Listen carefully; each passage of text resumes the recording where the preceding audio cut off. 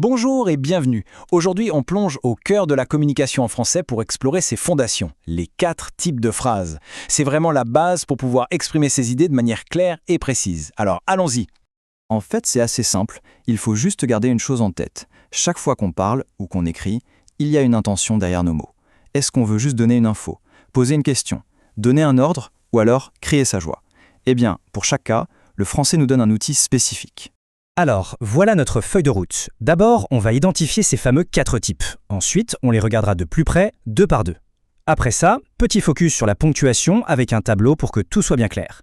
Et on terminera avec une petite subtilité, les formes positives et négatives. Alors qui sont-ils? On a la phrase déclarative, la phrase interrogative, la phrase impérative et pour finir, la phrase exclamative. Il faut vraiment les voir comme une boîte à outils, où chaque phrase a sa propre fonction. Allez, on commence tout de suite avec le premier duo.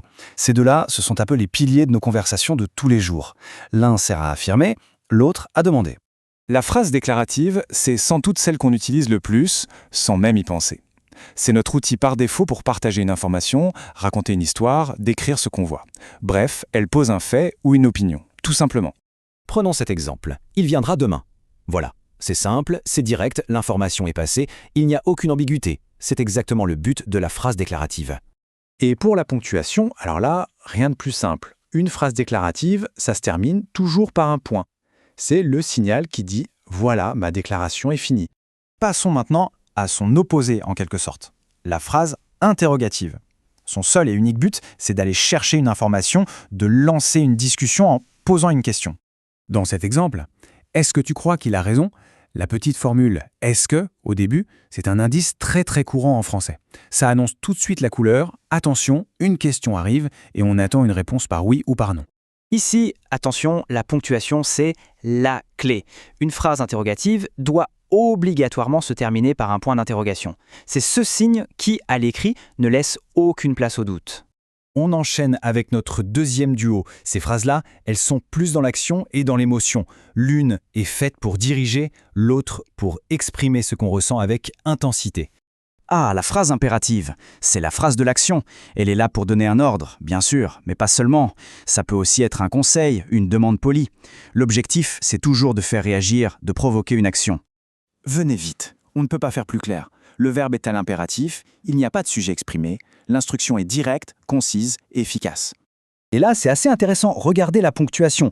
On a le choix. On peut mettre un simple point pour un ordre calme ou alors un point d'exclamation pour bien marquer l'urgence ou l'insistance. C'est le signe de ponctuation qui va donner le ton.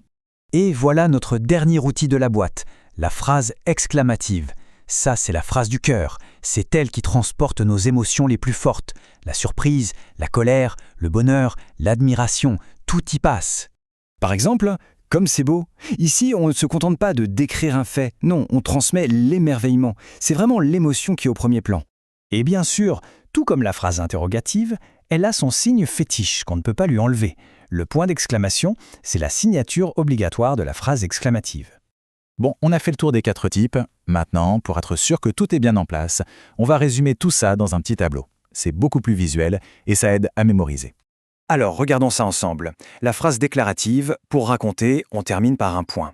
L'interrogative, pour poser une question, c'est le point d'interrogation. Logique.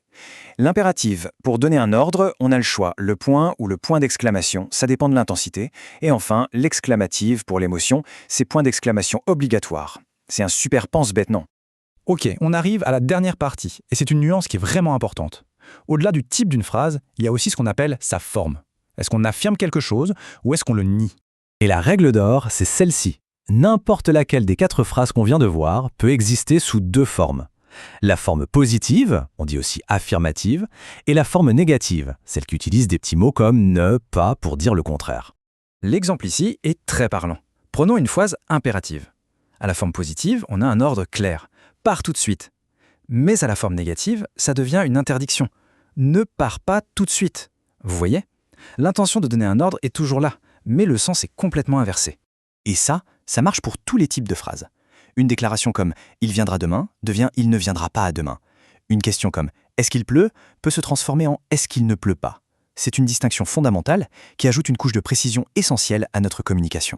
Voilà, en résumé, si on maîtrise ces 4 types de phrases et leurs 2 formes, on a vraiment les clés pour communiquer de façon juste et précise. On peut choisir le bon outil pour la bonne intention. Alors pour finir, petite question.